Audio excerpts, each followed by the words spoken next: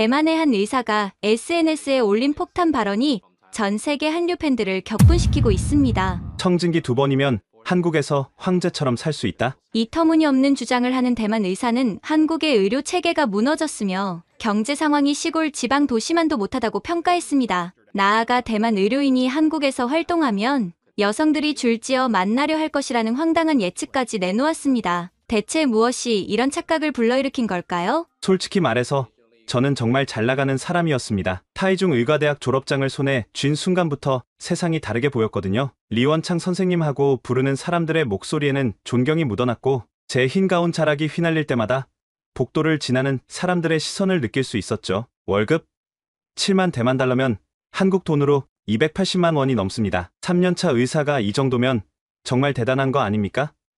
10년차 선배들은 16만 대만 달러씩 받는다니까. 제 미래는 정말 황금빛이었어요. 대만에서 의사면 최고 아닙니까?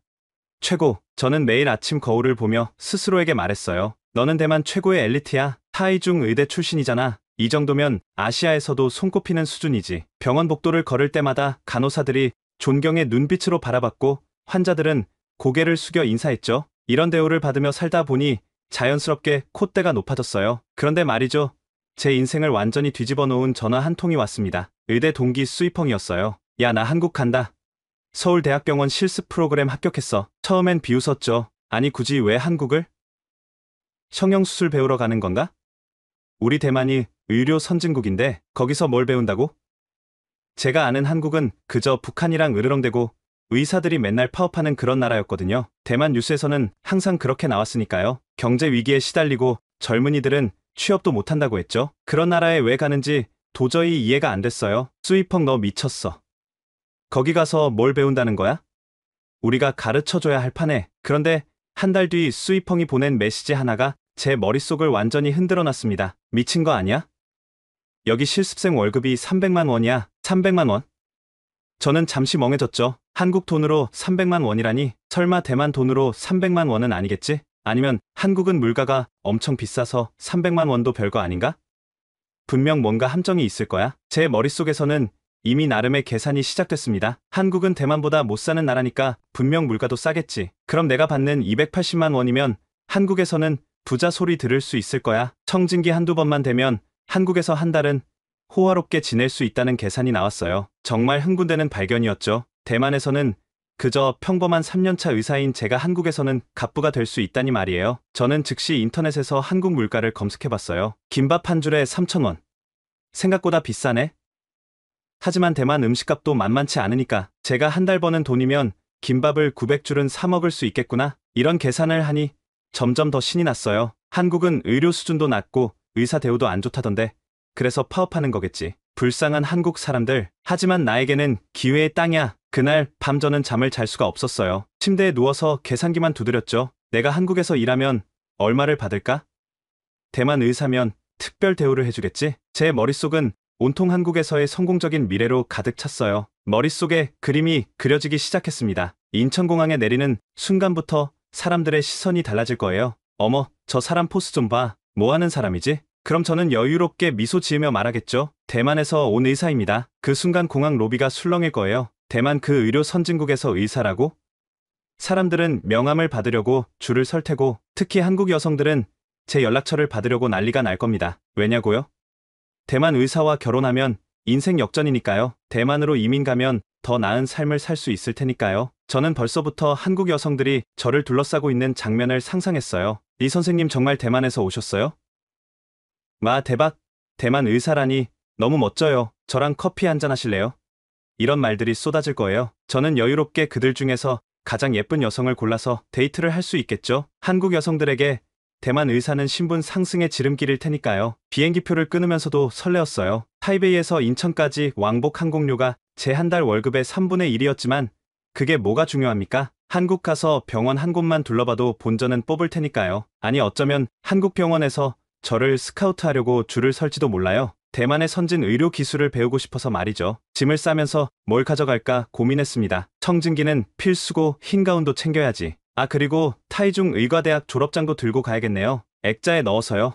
호텔 로비에 걸어놓으면 사람들이 줄을 서서 진료받으려고 할 테니까요. 아, 맞다. 의사 면허증 사본도 여러 장 준비해야겠어요. 차인에서 나눠주면 한국 사람들이 갑오로 간직할 거예요. 수이펑에게 메시지를 보냈습니다. 야, 내가 간다. 한국의 의료 수준이 얼마나 형편없는지 직접 확인하고 올게. 그리고 내가 왜 그렇게 많은 돈을 받는지도 알아봐야겠어. 분명 뭔가 착각이 있을 거야. 아니면 한국 병원이 대만 의대생이라서 특별 대우하는 건가? 답장이 왔습니다. 그래, 와봐. 깜짝 놀랄 거야. 깜짝 놀라긴, 제가 얼마나 대단한 대접을 받을지 네가 놀라겠지. 저는 콧노래를 부르며 여행 가방을 닫았습니다. 가방에는 제가 가장 비싼 옷들만 골라 넣었어요. 한국 사람들에게 대만 의사의 품격을 보여줘야 하니까요. 구찌 지갑 프라다, 가방 에르메스 넥타이, 이 정도면 충분하겠죠? 한국아, 내가 간다. 대만 최고 엘리트 의사님이 납신다. 벌써부터 한국 사람들의 놀란 표정이 눈에 선했어요. 특히 한국 여성들이 저를 보고 어떤 반응을 보일지 정말 기대됐죠. 대만 의사라고 하면 아마 서로 제 연락처를 받으려고 경쟁할 거예요. 저는 상상만으로도 즐거웠습니다. 한국에서의 일주일이 제 인생 최고의 순간이 될 거라고 확신했어요. 의료 후진국에서 선진국 의사 행세하는 것만큼 재미있는 게 또 있을까요? 비행기가 인천공항에 착륙했을 때 저는 가슴이 두근거렸어요. 드디어 제가 꿈꾸던 왕국에 도착한 거죠. 그런데 입국장을 나서는 순간부터 뭔가 이상했습니다. 아니, 이게 뭐야? 공항이 왜 이렇게 화려해? 솔직히 저는 칙칙하고 낡은 건물을 예상했거든요. 그런데 천장은 예술작품처럼 높고 바닥은 거울처럼 반짝반짝, 면세점에는 에르메스, 샤넬, 루이비통이 즐비하고 오가는 사람들은 하나같이 세련된 차림새였어요. 이건 뭔가 잘못됐어. 여기가 정말 그 가난한 한국 맞나? 하지만 저는 금세 스스로를 합리화했죠. 아, 맞다. 공항은 나라의 얼굴이니까 여기만 특별히 꾸며놓은 거구나. 딱 1% 부자들만 이용하는 곳이니까 이렇게 호화롭게 만들어 놓은 거야. 실제 한국은 공항 밖으로 나가면 완전히 다를 거야. 거지들이 득실거리고 낡은 건물들만 가득하겠지. 그런데 공항버스를 타려고 나가는 순간 또 한 번 충격을 받았어요. 주차장에 늘어선 자동차들이 하나같이 번쩍번쩍한 신차들이었거든요. 벤츠, BMW, 아우디, 현대, 제네시스까지. 이게 대체 무슨 일이죠? 한국 사람들이 이런 차를 탈 리가 없는데? 분명 렌터카들이겠지. 외국인 관광객들을 위한 서비스일 거야. 서울로 가는 버스 안에서 저는 계속 창밖을 쳐다봤어요. 고속도로 위를 달리는 차들이 마치 자동차 전시장 같았거든요. 10년 넘은 낡은 차는 거의 보이지 않았어요. 대만이면 절반은 고물차일 텐데 말이죠. 뭔가 이상해. 설마 한국이 대만보다 잘 사는 건 아니겠지? 아니야. 절대 그럴 리 없어. 거칠해일 뿐이야. 서울에 들어서자 건물들이 하늘을 찌를 듯 솟아 있었어요. 강남이라는 곳을 지날 때는 정말 입이 떡 벌어졌죠. 이게 그 가난하다는 한국의 모습이라고? 뉴욕이나 도쿄 못지않은 스카이라인이 펼쳐져 있었어요. 저는 당황스러웠어요. 대만 언론에서 본 한국은 이런 모습이 아니었거든요. 낙후되고 가난한 나라라고 했는데 왜 이렇게 발전해 있는 거지? 하지만 저는 끝까지 부정했습니다. 겉모습만 번지르르하게 꾸며놓은 거야. 속은 텅 비어있을 거야. 그래, 분명 그럴 거야. 한국 정부가 외국인들에게 보여주기 위해 강남만 개발한 거겠지. 다른 곳은 분명 슬럼가일 거야. 수이펑이 사는 곳에 도착했을 때 또 한 번 충격을 받았어요. 원룸이라고 했는데 깔끔하고 현대적인 건물이었거든요. 엘리베이터도 있고 보안 시스템도 완벽했어요. 이게 실습생이 사는 곳이라고? 대만이면 이 정도 원룸은 과장급이나 살 수 있는 곳인데 뭔가 점점 더 이상해지고 있었어요. 제가 알던 한국과 실제 한국이 너무 달랐거든요. 수이펑이 문을 열고 반갑게 맞아주었어요. 대만에 있을 때보다 훨씬 건강해 보였고 표정도 밝았죠. 야, 드디어 왔구나. 어때, 한국 첫인상이? 저는 애써 무덤덤한 척했어요. 뭐 그냥 그래. 공항이랑 강남만 그럴듯하게 꾸며놓은 것 같던데. 나머지는 별로겠지. 그리고 너 정말 300만 원 받아? 한국 돈으로? 수이펑이 웃으며 고개를 끄덕였어요. 그럼 정말로 300만 원 받아. 실습생인데도 말이야. 놀랍지? 저는 머릿속으로 계산을 다시 했어요. 한국 돈 300만 원이면 대만 돈으로 7만 5천 대만 달러? 아니, 이게 말이 돼? 나보다 실습생이 더 많이 번다고? 이건 분명 뭔가 착각이 있을 거야. 자, 일단 밥부터 먹으러 가자. 내가 맛있는 곳으로 데려가 줄게. 근처 식당으로 가는 길에 저는 계속 주변을 살폈어요. 거리는 너무 깨끗했고 사람들은 질서정연하게 움직였어요. 신호등이 빨간불일 때는 차가 없어도 아무도 건너지 않았죠. 대만이면 다들 그냥 뛰어가는데 말이에요. 이 사람들은 왜 이렇게 융통성이 없지? 아마 너무 가난해서 벌금 낼 돈이 없어서 그런가 봐. 식당에 도착해서 메뉴판을 보는 순간 저는 속으로 당황했어요. 김치찌개가 9,000원? 삼겹살이 1인분에 15,000원. 이거 생각보다 비싸네. 대만 물가랑 비슷한 수준이야. 아니, 어떤 메뉴는 더 비싸고. 역시 한국도 물가가 만만치 않구나. 야, 이거 생각보다 비싸다. 수이펑이 웃으며 말했어요. 괜찮아, 내가 살게. 그리고 이게 한국에서는 평범한 가격이야. 평범하다고? 저는 한국 사람들이 이런 물가에서 어떻게 사는지 궁금해졌어요. 월급은 적게 받으면서 물가는 이렇게 비싸니? 그래도 나는 대만 의사니까 이 정도는 가볍게 낼 수 있지. 김치찌개가 나왔을 때 맛은 인정할 수밖에 없었어요. 뜨끈하고 얼큰한 게 꽤 괜찮았거든요. 반찬도 계속 리필해주고 서비스도 좋았어요. 하지만 여전히 이해가 안 됐죠. 한국 의료진들은 돈도 제대로 못 번다면서 어떻게 이런 곳에서 밥을 먹지? 식사를 하면서 수이펑에게 물었어요. 야, 한국 여자들은 어때? 외국인 의사 좋아해? 수이펑이 피식 웃었어요. 글쎄, 내가 생각하는 것처럼은 아닐걸?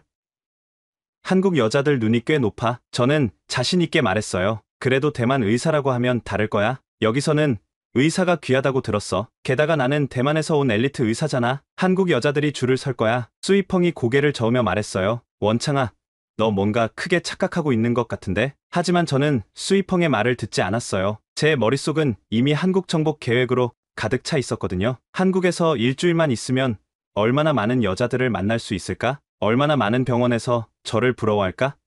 생각만 해도 흥분됐어요. 그날 저녁 수이펑의 집에서 한국 드라마를 봤어요. 의사가 주인공인 드라마였는데 병원이 너무 화려해서 놀랐죠. 드라마니까 과장된 거겠지?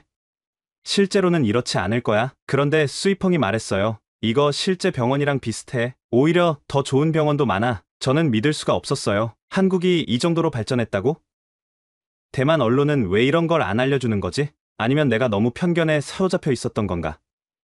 하지만 여전히 인정하고 싶지 않았어요. 대만이 더 나은 나라라고 믿고 싶었거든요. 식사를 마치고 나오면서 저는 수이펑에게 불만을 터뜨렸어요. 야, 한국은 정말 이상한 나라야. 물가는 비싸고 사람들은 로봇처럼 규칙만 지키고 이런 나라에서 어떻게 사는 거야? 수이펑이 한숨을 쉬며 말했어요. 원창아, 너 한국에 대해 뭘 알고 그런 말을 하는 거야? 뭘 알긴. 대만 뉴스에서 맨날 나오잖아. 한국은 경제 위기에 청년 실업에 자살률 1등인 나라라고. 북한이랑 전쟁 위험도 있고 재벌들이 서민들을 착취한다고. 우리 대만이 훨씬 살기 좋은 나라야. 사실 대만에서는 한국에 대한 부정적인 뉴스만 나왔어요. 한국 경제가 망했다느니 젊은이들이 헬조선이라고 부른다느니 하는 소식들 뿐이었죠. 대만 언론은 늘 우리가 한국보다 민주적이고 자유롭고 잘 산다고 강조했어요. 게다가 대만 사람들은 페이스북이나 인스타그램에서도 한국을 깔보는 글을 많이 올렸어요. 한국은 미국의 식민지라느니 문화도 다 일본 것을 베꼈다느니 하면서요. 케이팝이나 한국 드라마가 인기를 끌 때도 그저 일시적인 유행일 뿐이라고 무시했죠. 진짜 아시아의 중심은 대만이라고 믿었어요. 저 역시 그런 정보들을 아무 의심 없이 받아들였어요. 의사라는 사람이 팩트 체크도 안 하고 그냥 믿었던 거죠. 대만이 의료 선진국이고 민주주의 모범 국가라는 자부심에 취해서 다른 나라를 제대로 보지 못했어요. 특히 한국처럼 우리와 경쟁 관계에 있는 나라는 더욱 깎아내리고 싶었던 것 같아요. 수이펑이 저를 보며 말했어요. 너도 한국에 며칠만 있어봐. 내가 얼마나 잘못 알고 있었는지 깨닫게 될 거야. 저는 코웃음을 쳤어요. 내가 뭘 잘못 알았다고? 대만 의사인 내가? 분명 수이펑이 한국 생활에 세뇌된 거야. 아니면 한국 병원에서 특별 대우를 받아서 착각하는 거겠지. 우리는 수이펑의 집으로 돌아왔어요. 집에는 한국어 교재들이 잔뜩 쌓여 있었고 한국 의학 서적들도 보였어요. 너 한국어 공부하는 거야? 응. 여기서 계속 일하려면 한국어는 필수야. 그리고 한국 의료 시스템도 배울 게 정말 많아. 저는 어이가 없었어요. 대만 의사가 한국에서 배울 게 뭐가 있다고?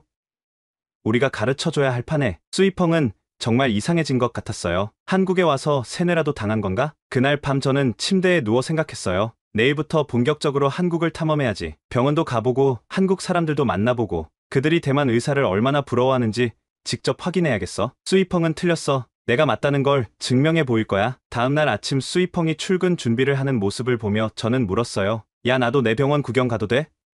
한국 병원이 얼마나 형편없는지 직접 보고 싶어. 수이펑이 난감한 표정을 지었어요. 응, 오늘은 좀 바빠서. 내일 데려갈게. 오늘은 서울 시내나 구경해봐. 저는 혼자 나가기로 했어요. 어차피 한국 정도야 혼자서도 충분히 탐험할 수 있으니까요. 지갑에 현금을 넉넉히 챙겼어요. 환전하면서 정확한 환율을 확인했죠. 1대만 달러가 한국 돈으로 40원 정도더라고요. 생각보다 한국 돈 가치가 있네. 하지만 여전히 제가 가진 돈이면 한국에서는 넉넉하게 쓸 수 있을 것 같았어요. 명동으로 향했어요. 한국의 중심 상업 지구라고 들었거든요. 그런데 거리에 나서자마자 또 당황스러웠어요. 사람들이 입은 옷이 하나같이 세련됐고 들고 있는 가방도 명품이 많았어요. 이상한데? 가난한 나라 사람들이 어떻게 이런 걸 살 수 있지? 화장품 가게에 들어갔더니 더 놀랐어요. 가게마다 중국어 안내문이 있고 중국어를 하는 직원들이 있었어요. 그런데 이상한 건 다들 저를 중국 관광객으로 착각한다는 거였어요. 어서 오세요. 중국에서 오셨어요? 아니요, 대만에서 왔습니다. 저는 의사예요. 그런데 직원의 반응이 제 예상과 달랐어요. 특별히 놀라거나 존경하는 기색이 없었거든요. 그냥 아, 네, 그러세요 하고 계속 상품 설명을 하더라고요. 이상해. 대만 의사라고 했는데 왜 감동하지 않는 거지? 카페에 들어가서도 마찬가지였어요. 커피 한 잔에 6,000원이라는 가격에 놀라서 이거 너무 비싸네요. 대만에서는 이 가격이면 더 좋은 커피를 마실 수 있는데? 라고 말했더니 알바생이 시큰둥하게 대답했어요. 그러세요?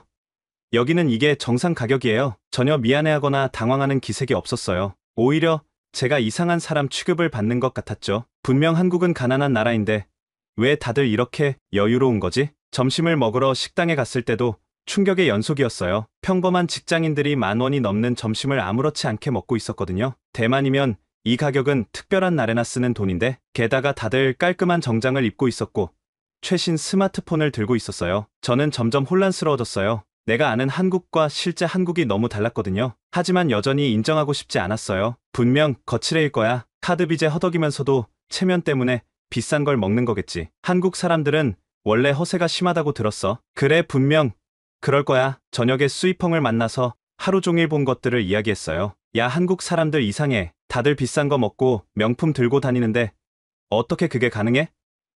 카드비 때문에 자살한다면서? 수이펑이 웃으며 말했어요. 원창아, 내가 말하려던 게 그거야. 너 한국에 대해 완전히 착각하고 있어. 한국은 대만보다 잘 사는 나라야. 뭐?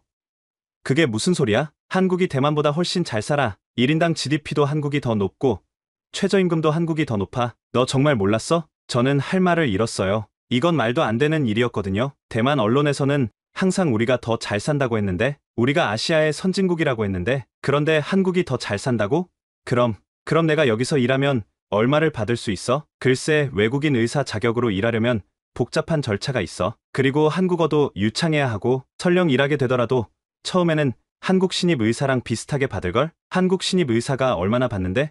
병원마다 다르지만 대략 4천만 원에서 5천만 원 사이? 대만 돈으로 하면 100만 대만 달러 넘어. 저는 충격을 받았어요. 대만에서 10년 차나 되어야 받을 수 있는 돈을 한국에서는 신입이 받는다고?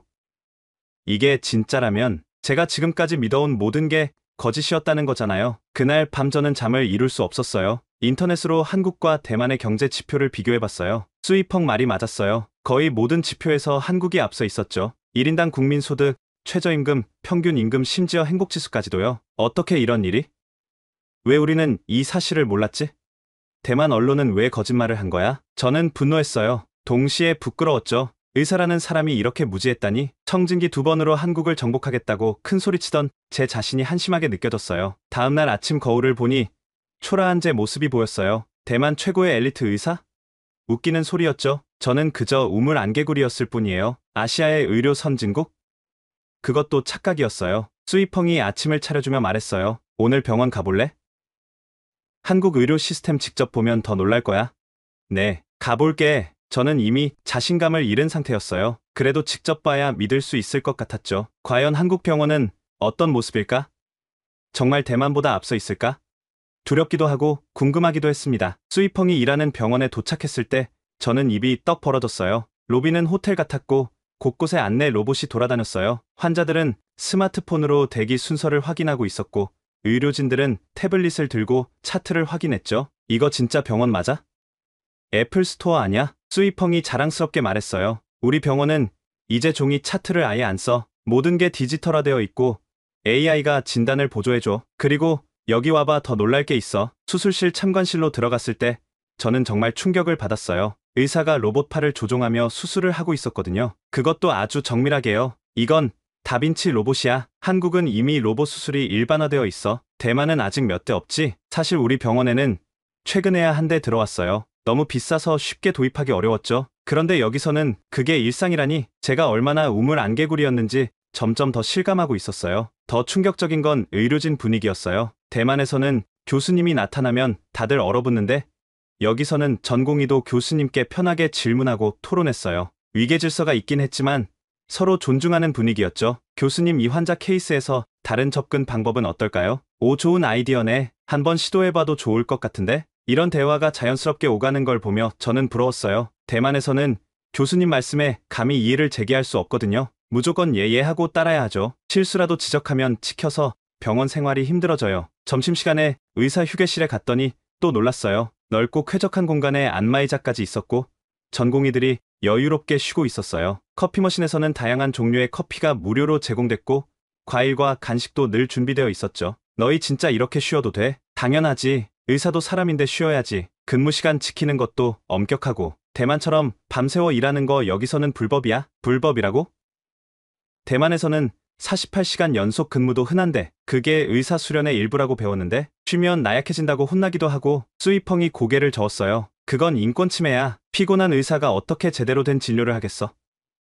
한국은 의사의 근무 환경도 중요하게 생각해. 그래야 환자에게도 좋은 진료를 할 수 있으니까. 병원 구내식당에서 점심을 먹었는데 또 한 번 놀랐어요. 뷔페 형식으로 다양한 메뉴가 준비되어 있었고 맛도 훌륭했어요. 가격은 5,000원. 직원이면 더 할인받을 수 있다고 했죠. 이게 매일 메뉴야?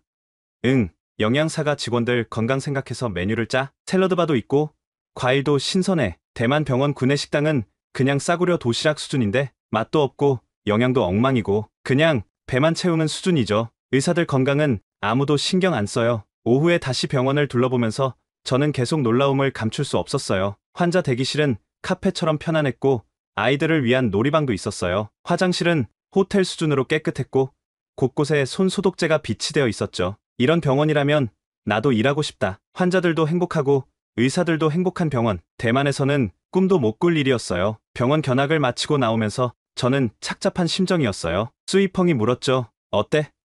한국 병원 보니까? 솔직히 충격이야. 우리 병원이 구석기 시대 같아 보여. 대만이 의료 선진국이라고 믿었는데 완전 착각이었어. 그날 저녁 수이펑의 동료들과 함께 회식을 했어요. 한국 전공의들과 이야기를 나누면서 더욱 충격을 받았죠. 저희가 실습 때 받는 월급이 300만 원인 게 그렇게 놀라워요? 한 전공의가 물었어요. 저는 한숨을 쉬며 대답했죠. 대만에서는 실습비는 거의 무급이거든요. 용돈 수준으로 받아요. 전공의가 되어도 180만 원 정도고요. 헐, 그게 말이 돼요? 그 돈으로 어떻게 생활해요? 가족이 지원해주거나 아르바이트를 하죠. 의사가 되기 전까지는 다들 가난하게 살아요. 한국 의사들이 서로 눈을 마주치며 놀라워했어요. 그들에게는 상상도 못할 일이었나 봐요. 한국은 전공의도 기본 4천만 원은 받아요. 야간 수당이나 휴일 수당 합치면 더 받고요. 그래도 일이 힘들어서 불만이 많긴 하지만 4천만 원, 대만 돈으로 100만 대만 달러가 넘는 돈이에요. 대만에서는 과장급이나 받을 수 있는 월급이죠. 더 놀라운 건 근무 환경 이야기였어요. 주당 80시간 넘게 일하면 병원이 처벌받아요. 그래서 근무 시간 철저히 지켜요. 80시간도 많다고요? 우리는 100시간도 흔하게 일하는데. 그리고 휴가도 보장받아요. 1년에 20일은 기본이고 병가도 따로 있어요. 휴가가 20일? 저는 믿을 수 없었어요. 대만에서는 1년에 7일 정도가 전부인데 그마저도 눈치 보여서 제대로 못 쓰는 경우가 많죠. 가장 부러웠던 건 의사에 대한 사회적 인식이었어요. 한국에서는 의사가 존경받는 직업이에요. 물론 비판도 있지만 기본적으로 전문직으로 인정받죠. 맞아요. 부모님이 제가 의사라고 하면 다들 부러워해요. 선도 많이 들어오고요. 다들 웃었지만 저는 씁쓸했어요. 대만에서도 의사는 나름 인정받는 직업이지만 예전만 못해요. 돈도 못 벌고 일만 힘든 직업이라는 인식이 퍼지고 있죠. 의대 인기도 예전 같지 않고요. 회식 자리에서 술이 오가며 이야기는 더 깊어졌어요. 한국 의사들의 고민을 들으면서도 부러웠어요. 그들의 고민은 사치스러운 고민이었거든요. 요즘 고민이 서울에 아파트 살지 경기도로 나갈지예요. 서울은 너무 비싸서 전 내년에 전문에 따면 개원할지 봉직이로 남을지 고민이에요. 저는 그저 들을 수밖에 없었어요. 대만에서는 아파트는커녕 원룸 월세 내기도 빠듯한데 개원은 꿈도 못 꾸고 평생 병원에 고용되어 일해야 하는데 수이펑이 제 표정을 보고 위로하듯 말했어요. 원창이도 기회가 있을 거야. 한국도 외국인 의사 받아들이고 있으니까. 하지만 저는 이미 자신감을 완전히 잃은 상태였어요. 대만 최고 엘리트 의사? 한국에서는 그저 평범한 수준도 안 되는 거였어요. 제가 받는 월급은 한국 실습비보다도 적었고 근무 환경은 비교할 수도 없었죠. 그날 밤 숙소로 돌아가는 길 저는 수이펑에게 물었어요. 너 정말 여기 남을 거야? 응, 이미 결심했어. 한국에서 전문의 자격 따고 여기서 살 거야. 부럽다. 나도 그러고 싶은데. 다음 날은 수이펑이 쉬는 날이라 함께 서울 시내를 돌아다녔어요. 명동, 강남, 홍대를 거치며 저는 계속 놀라움을 금치 못했죠. 거리는 활기차고 깨끗했고 사람들의 표정은 밝았어요. 무엇보다 질서정연한 모습이 인상적이었죠. 점심을 먹으러 한식 뷔페에 갔어요. 15,000원이라는 가격에 처음엔 비싸다고 생각했지만 음식의 종류와 질을 보고는 오히려 싸다는 생각이 들었어요. 수십 가지 반찬과 국, 찌개, 구이까지 마음껏 먹을 수 있었거든요. 와, 이게 다 15,000원이라고? 대만이면 이 정도 뷔페는 3만 원은 줘야 해. 그때 놀라운 광경을 목격했어요. 한국 사람들은 음식을 딱 먹을 만큼만 담더라고요. 그리고 남기는 사람이 거의 없었어요. 대만 뷔페에서는 일단 접시에 산더미처럼 쌓고 보는데 말이죠. 먹다가 맛없으면 그냥 남기고요. 한국 사람들은 왜 이렇게 조금씩 담아? 돈 아깝지 않아? 수이펑이 설명해줬어요. 음식 낭비하지 않으려고 그래. 필요한 만큼만 가져가고 부족하면 다시 가져오는 거야. 음식물 쓰레기 줄이는 문화가 정착됐어. 정말 선진국이구나. 대만에서는 많이 담아오는 게 복을 부르는 거라고 생각하는데 남기면 그만이고 이런 사소한 것에서도 의식 수준의 차이가 느껴졌어요. 식사를 마치고 계산대로 가는데 믿을 수 없는 일이 일어났어요. 제가 가방을 의자에 두고 온 거예요.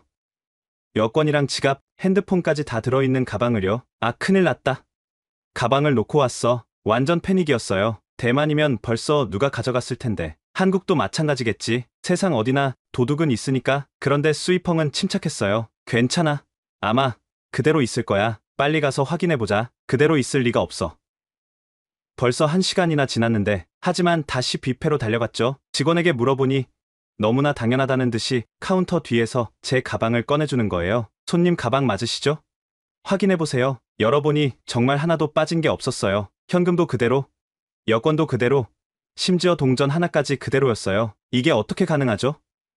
아무도 안 가져갔다고요? 직원이 웃으며 대답했어요. 당연하죠. 남의 물건인데요. 주인이 찾으러 올 때까지 보관하는 게 당연한 거 아닌가요? 그 순간 제 머릿속에서 뭔가가 와르르 무너졌어요. 내가 살던 세상의 상식이 여기서는 비상식이었고 여기에 당연함이 내게는 기적이었던 거죠. 수이펑이 말했어요. 이게 한국이야. 서로를 믿고 존중하는 사회. 남의 물건에 손대지 않는 게 당연한 사회. 대만에서는 주인 없는 물건은 주운 사람이 임자라고 생각해요. 지갑을 주었으면 현금은 가지고 지갑만 돌려주는 게 양심적인 거고요. 그마저도 안 하는 사람이 대부분이지만 그날 오후 내내 저는 멍했어요. 가방 사건이 준 충격이 너무 컸거든요. 이게 단순히 물건을 찾은 게 아니라 한 사회의 신뢰 수준을 보여주는 거잖아요. 서로를 믿을 수 있는 사회. 그게 얼마나 소중한 건지 처음 깨달았어요. 저녁에는 수이펑 친구들과 함께 한국 바비큐를 먹으러 갔어요. 고기를 구워주는 서비스에 놀랐고 반찬이 계속 리필되는 것에 또 놀랐어요. 그리고 계산할 때 팁을 안 받는 것에 가장 놀랐죠. 팁 안 줘도 돼. 한국은 팁 문화가 없어. 서비스료가 이미 포함되어 있거든. 그리고 직원들도 정당한 임금을 받으니까 팁에 의존하지 않아도 돼. 정말 모든 게 체계적이구나. 대만은 아직도 팁 안 주면 서비스 대충 하는데 식사하면서 옆 테이블을 관찰했어요. 가족 단위 손님들이 많았는데 아이들도 얌전히 앉아서 식사를 했어요. 시끄럽게 뛰어다니거나 소리 지르는 아이가 없었죠. 부모들이 조용히 타이르면 아이들도 따랐어요. 한국 아이들은 왜 이렇게 얌전해? 수이펑이 설명했어요. 어릴 때부터 공공장소 예절을 가르쳐 다른 사람에게 피해주지 않는 게 기본이라고 배우거든. 대만에서는 식당이 시장통이에요. 아이들이 뛰어다니고 소리 질러도 애들은 원래 그래 하고 넘어가죠. 오히려 조용히 시키면 애를 너무 억압한다고 욕먹어요. 더 인상적인 건 직원들의 서비스였어요. 주문을 받을 때도 친절했고 고기를 구워줄 때도 세심하게 신경 썼어요. 그런데 전혀 굽신거리지 않았어요. 프로페셔널한 자세로 일했죠. 저희가 잘 구워드릴게요. 편하게 드세요. 팁도 안 받는데 왜 이렇게 친절해? 그게 자기 일이니까. 프로라는 자부심이 있어. 손님도 직원을 존중하고 직원도 자기 일에 긍지를 가져. 식사를 마치고 나오면서 또 한 번 놀랐어요. 다들 테이블을 깨끗이 정리하고 나가더라고요. 물티슈로 테이블을 닦는 사람도 있었어요. 손님이 왜 청소를 해? 다음 손님을 위한 배려야. 자기가 먹은 자리 정도는 정리하는 게 예의라고 생각해. 대만에서는 그냥 일어나서 나가요. 청소는 직원 일이니까. 오히려 손님이 치우면 직원 일자리를 뺏는다고 생각하죠. 근데 이게 맞는 건지 이제 헷갈려요. 길을 걷다가 편의점에 들렀어요. 새벽 2시였는데도 알바생이 친절하게 인사했어요. 안녕하세요. 필요한 거 있으시면 말씀해주세요. 계산할 때도 또 놀랐어요. 1,000원짜리 과자 하나 사는데도 정성스럽게 봉투에 넣어주고 영수증까지 챙겨줬어요. 이렇게 소액인데도 이렇게 정성스럽게? 수이펑이 웃으며 말했어요. 금액의 크기와 상관없이 모든 손님은 소중하니까. 그게 서비스업의 기본이잖아. 대만 편의점에서는 소액 결제하면 눈치 주는 경우가 많아요. 귀찮다는 표정을 숨기지도 않죠. 큰돈 쓰는 손님한테만 친절해요. 숙소로 돌아가는 지하철에서도 문화 충격은 계속됐어요. 새벽인데도 취객이 없었고 다들 조용히 앉아 있었어요. 잠든 사람도 있었는데 아무도 소지품을 건드리지 않았죠. 저 사람 가방 열려 있는데 괜찮을까? 아무도 안 건드려. 남의 물건에 손대는 건 상상도 못해. 이 모든 게 너무 신기했어요. 서로를 믿고 배려하는 사회. 이게 진짜 선진국이구나 싶었죠. 경제력만이 아니라 시민의식까지 앞서 있는 나라. 대만과는 차원이 달랐어요. 다음날 아침, 저는 복잡한 심정으로 일어났어요. 한국에서의 사흘이 제 인생관을 완전히 뒤집어 놨거든요. 대만으로 돌아가고 싶지 않았어요. 오늘 뭐 할래? 쇼핑이라도 갈까? 수이펑이 물었지만 저는 고개를 저었어요. 아니, 그냥 조용히 생각 좀 정리하고 싶어. 혼자 좀 돌아다녀도 될까? 그래, 혼자만의 시간도 필요하지. 저는 한강공원으로 향했어요. 강변을 걸으며 지난 며칠을 되돌아봤죠. 청진기 2번으로 한국을 정복하겠다던 제가 얼마나 우스웠는지, 대만이 의료 선진국이라던 자부심이 얼마나 헛된 것이었는지, 벤치에 앉아 한강을 바라보는데 눈물이 났어요. 억울했어요. 왜 우리는 이런 사실을 몰랐을까? 왜 대만 언론은 진실을 말하지 않았을까? 아니, 어쩌면 우리가 알고 싶지 않았던 건 아닐까? 핸드폰이 울렸어요. 대만 병원 동료였어요. 야, 원창. 언제 돌아와? 과장님이 찾으셔. 저는 한숨을 쉬며 대답했어요. 모레 돌아가. 왜 무슨 일 있어? 응급실에서 또 사고 났어. 취객이 의사 때렸대. 근데 병원에서는 또 쉬쉬하고 넘어가려고 해. 또요?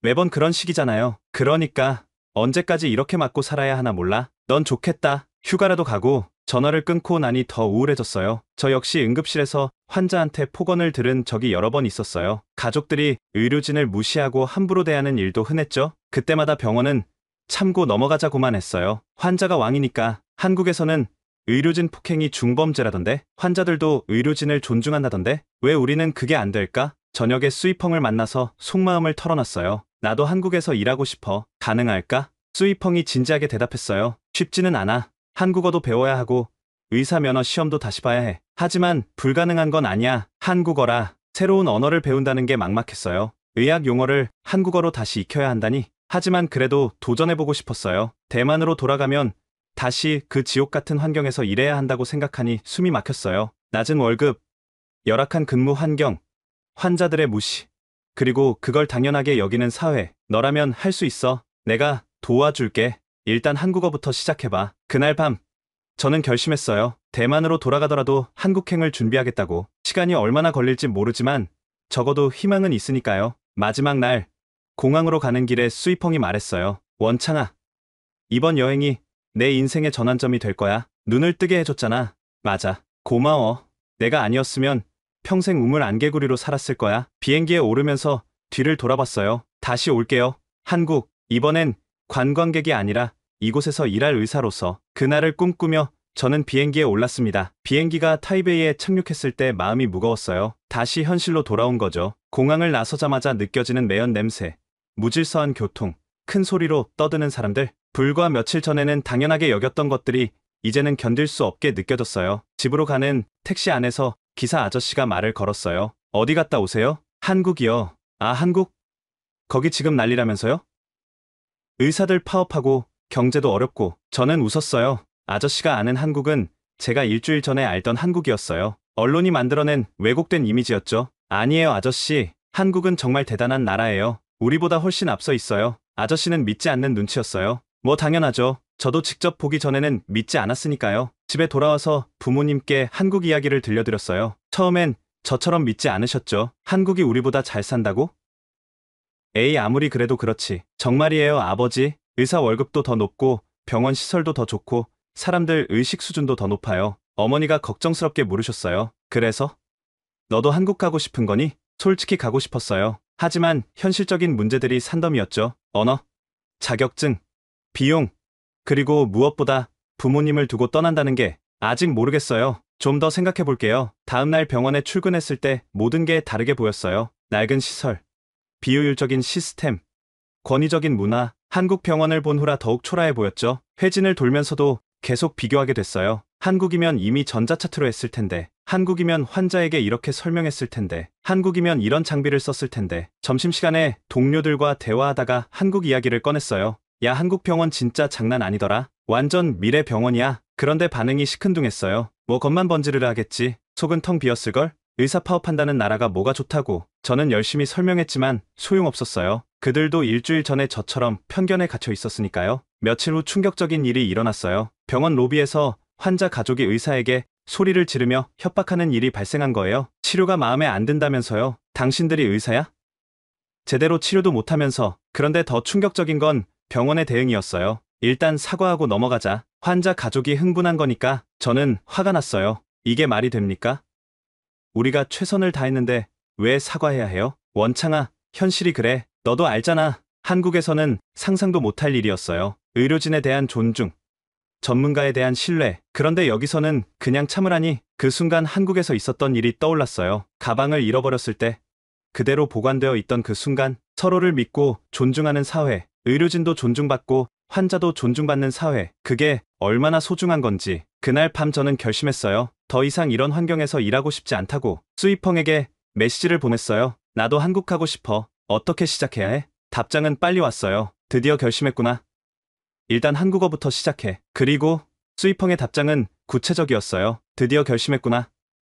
일단 한국어부터 시작해. 토픽 6급은 따야 해. 그리고 의사면허 전환 시험 준비해야 하고. 쉽지 않지만 불가능하지는 않아. 내가 도와줄게. 막막했지만 희망도 있었어요. 적어도 길이 있다는 게 다행이었죠. 그 후로 제 일상이 바뀌었어요. 새벽에 일어나 한국어 공부하고, 퇴근 후엔 학원 가고, 주말엔 인터넷 강의 듣고. 힘들었지만 목표가 있으니 견딜만 했어요. 동료들은 비웃었어요. 한국어? 그거 배워서 뭐해? 거기 가서 다시 인턴부터 시작할 거야?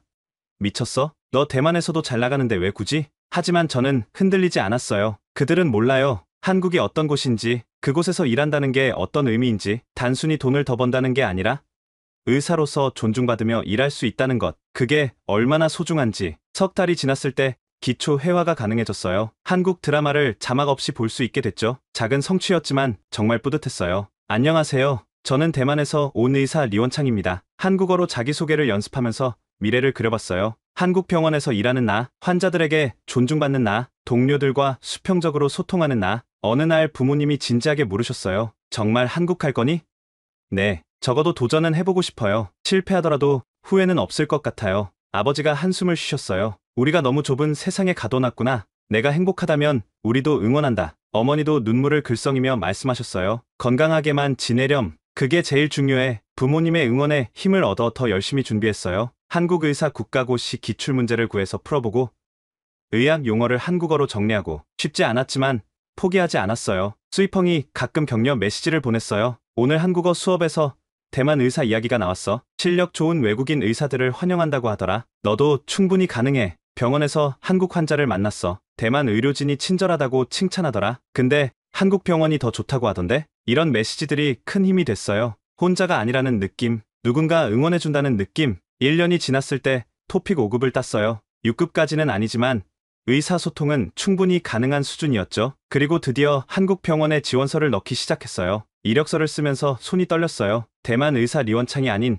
한국에서 새 출발을 꿈꾸는 리원창으로서의 첫걸음이었으니까요. 첫 번째 결과는 탈락이었어요. 두 번째도, 세 번째도 마찬가지였죠. 역시 쉽지 않구나 싶어 좌절하던 차에 네 번째 병원에서 면접 기회를 줬어요. 화상 면접이었는데 떨려서 준비한 걸 다 못 보여줬어요. 그래도 최선을 다했죠. 일주일 뒤 결과가 왔어요. 조건부 합격이었어요. 한국에 와서 6개월 연수 후 정식 채용 여부를 결정한다는 거였죠. 조건이 완벽하진 않았지만 기회를 얻은 것만으로도 감사했어요. 드디어 한국에서 일할 수 있게 된 거예요. 퇴사 준비를 하면서 많은 생각이 들었어요. 3년 동안 일한 병원이었으니까요. 정도 들었고 나름 적응도 했죠. 하지만 미련은 없었어요. 더 나은 환경에서 일할 수 있다는 확신이 있었으니까요. 마지막 근무를 마치고 나올 때 과장님이 말씀하셨어요. 후회할 거야. 한국 가서 고생만 하다 올걸? 저는 웃으며 대답했어요. 후회하더라도 도전은 해봐야죠. 가만히 있으면 아무것도 변하지 않잖아요. 공항으로 가는 길, 타이베이 시내를 마지막으로 둘러봤어요. 나름 정든 도시였지만 이제는 작별할 시간이었죠. 길거리는 여전히 혼잡했고 오토바이들이 인도를 침범하며 달렸어요. 쓰레기가 여기저기 널려 있었고 사람들은 큰 소리로 떠들었죠. 예전엔 이게 활기차 보였는데 이제는 무질서로 보였어요. 한국에서의 경험이 제 눈을 바꿔놓은 거죠. 비행기에서 한국어 교재를 펼쳤어요. 아직도 부족한 게 많았지만 계속 노력하면 늘 거라 믿었어요. 수이펑이 공항에 마중 나와 있었어요. 1년 만에 만난 친구는 더욱 당당해 보였어요. 드디어 왔구나.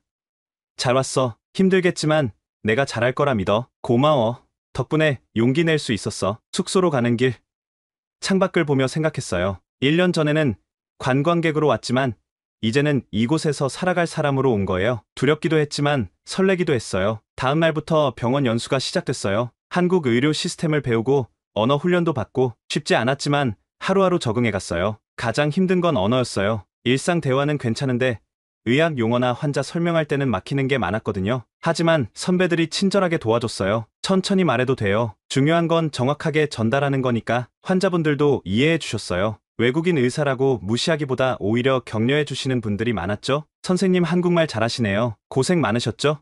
이런 따뜻한 말 한마디가 큰 힘이 됐어요. 대만에서는 환자한테 이런 위로를 받아본 적이 없었거든요. 2달이 지났을 때 제법 적응이 됐어요. 전자차트 시스템도 익숙해졌고 한국식 진료 프로세스도 이해했죠. 무엇보다 환자를 대하는 태도가 바뀌었어요. 더 친절하고 자세하게 설명하게 됐죠. 연수 기간 중 가장 기억에 남는 일이 있었어요. 어느 날 응급실 근무 중에 교통사고 환자가 왔어요. 상황이 위급했는데 보호자가 너무 불안해했죠. 저는 침착하게 설명했어요. 지금 상태는 위중하지만 최선을 다하고 있습니다. 수술이 필요할 수 있으니 준비해 주세요. 보호자는 눈물을 흘리면서도 고개를 끄덕였어요. 의료진을 믿고 기다리겠다고. 대만이었다면 아마 소리 지르고 난리 쳤을 텐데. 수술은 성공적이었고 환자는 회복했어요. 퇴원할 때 보호자가 찾아왔어요. 선생님 정말 감사합니다. 선생님 덕분에 남편이 살았어요. 깊이 고개 숙여 인사하는 모습에 가슴이 뭉클했어요. 의사로서 이런 보람을 느낀 게 정말 오랜만이었거든요. 대만에서는 환자가 나으면 당연한 거고 못 나으면 의사 탓이었는데 여기서는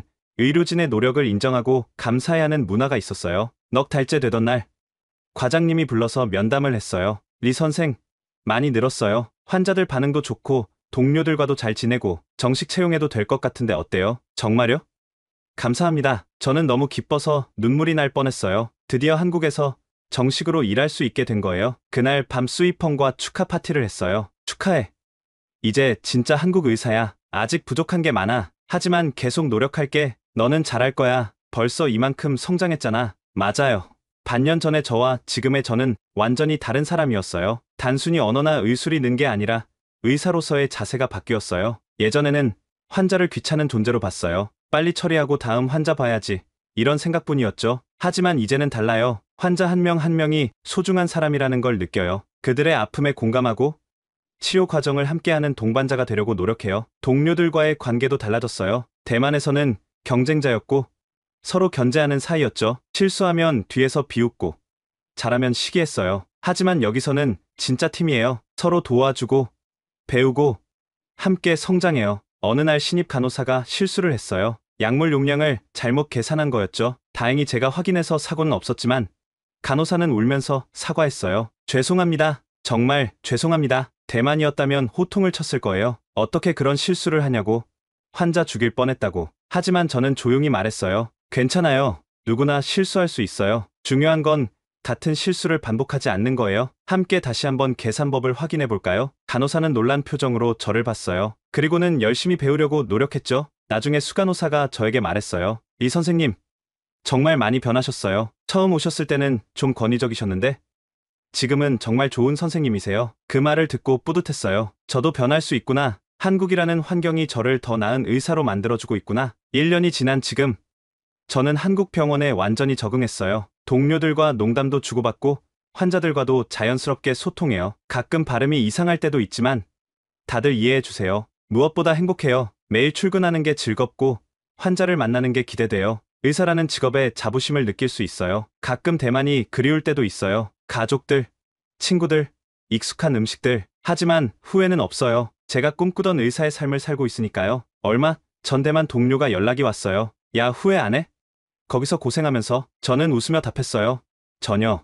여기 와서 진짜 의사가 됐어. 너도 기회 되면 꼭 와봐. 그 동료는 믿지 않는 눈치였어요. 예전에 저처럼 대만이 최고라고 믿고 있겠죠. 하지만 언젠가는 깨달을 거예요. 세상이 얼마나 넓은지, 배울 게 얼마나 많은지. 최근에 부모님이 한국에 놀러 오셨어요. 제가 일하는 병원도 구경하고 서울 관광도 하셨죠. 어머니가 말씀하셨어요. 이제야 내가 왜 한국에 남고 싶어 하는지 알겠구나. 정말 좋은 나라네. 아버지도 인정하셨어요. 의사가 이렇게 존중받으며 일할 수 있다니 대만도 많이 배워야겠어. 부모님의 인정을 받으니 더 뿌듯했어요. 제 선택이 옳았다는 확신도 들었고요. 지금 저는 한국어 실력도 많이 늘어서 의학 강의도 들을 수 있게 됐어요. 한국 의료 시스템과 최신 치료법을 배우면서 계속 성장하고 있죠. 내년에는 전문의 시험에 도전할 계획이에요. 수이펑은 이미 전문의가 됐어요. 지방 병원으로 가서 더 좋은 조건으로 일하고 있죠. 가끔 만나면 이런 이야기를 해요. 우리가 정말 운이 좋았어. 한국이라는 기회를 잡을 수 있어서. 맞아. 아직도 대만에는 우물 안개구리들이 많은데 언젠가는 더 많은 대만 의사들이 깨닫겠지. 진짜 의료 선진국이 어디인지.